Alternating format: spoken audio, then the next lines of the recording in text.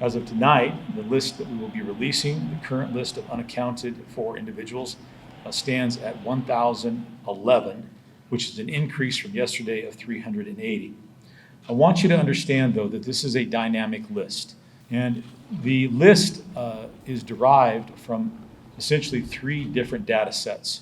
First, people are now calling into the call center that we established. And we have more resources in there allowing us to increase the capacity or the volume of calls that we're able to accept. Number two, people have emailed us information about unaccounted for individuals.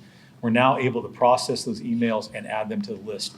And third, as I talked about last night, in the initial hours of this extraordinarily chaotic event, as people were calling in, talking about people that they couldn't find or who were unaccounted for, that information was being entered as rapidly as possible by our public safety dispatchers into our our CAD and records management system.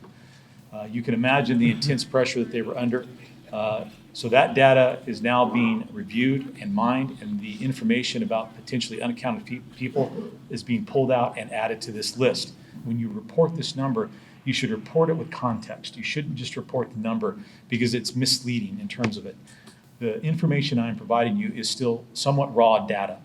We find that there's the very likely possibility that the list contains duplicate names. In some cases, it's possible that the same individual is listed twice or more.